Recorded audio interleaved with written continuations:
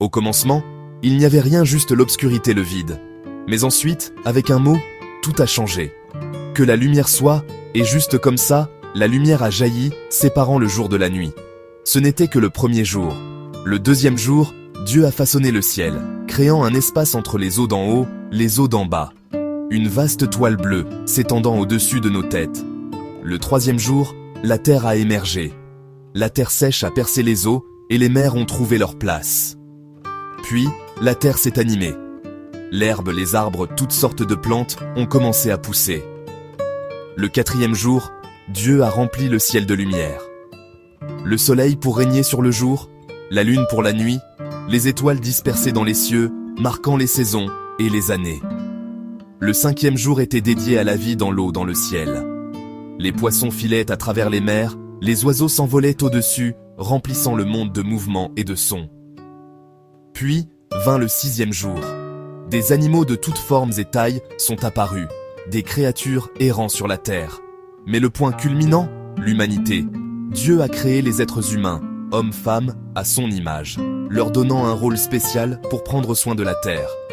Et quand Dieu a regardé tout ce qu'il avait fait, il a vu que c'était très bon.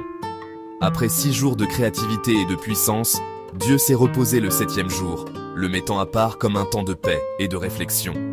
Cette histoire ne raconte pas seulement comment le monde a commencé, elle parle de but, de beauté et du début de tout ce que nous connaissons.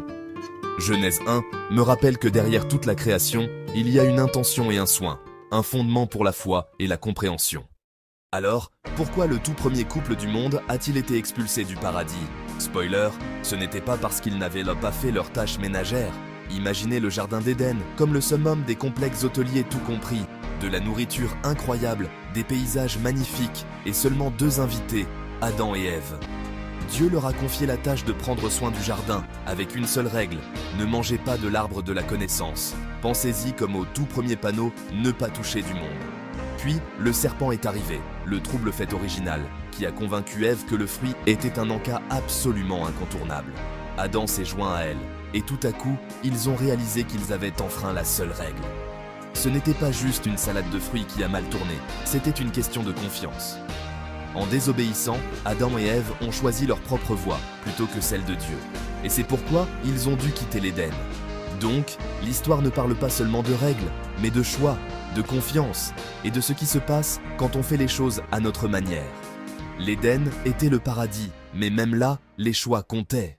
Si votre arbre généalogique ne contient que des noms que vous pouvez prononcer, vous loupez quelque chose. Si la liste d'Adam à Noé vous ennuie, vous n'êtes pas seul. Mais cette liste ennuyeuse, c'est en fait un élément clé. Imaginez l'arbre généalogique d'Adam à Noé comme le générique d'un film. Il plante le décor, nous montre la place de chacun et pourquoi leur histoire est importante. Cette généalogie ne se limite pas à savoir qui a engendré qui. C'est la preuve que Dieu reste avec l'humanité dans les bons comme les mauvais moments, comme Enoch qui marchait avec Dieu, nous montrant à quoi peut ressembler une véritable amitié avec Dieu. De plus, cette lignée relie la première erreur de l'humanité jusqu'à Noé, préparant le déluge et la promesse d'un nouveau départ. Et voici le rebondissement. Ces noms comptent aussi plus tard. Sans cette liste, l'histoire de l'arbre généalogique de Jésus dans le Nouveau Testament n'aurait aucun sens. Alors la prochaine fois que vous verrez cette liste, souvenez-vous, c'est la colonne vertébrale de toute l'histoire.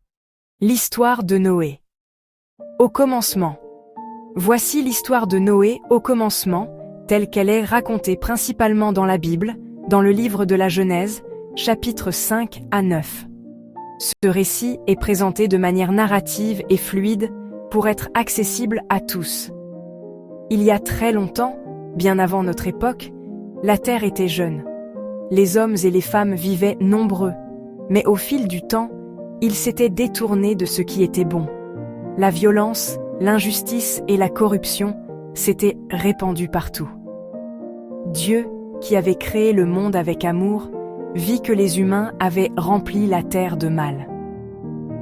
Mais au milieu de cette génération pervertie, un homme se distinguait, Noé. Il était juste, honnête, et il marchait avec Dieu.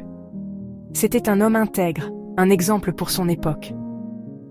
Un jour, Dieu parla à Noé, La fin de tous les êtres humains est décidée, car la terre est remplie de violence à cause d'eux. Je vais les détruire avec la terre. Mais toi, Noé, je veux que tu survives, car tu es juste. Dieu donna alors à Noé des instructions précises. Construire une arche, un immense bateau.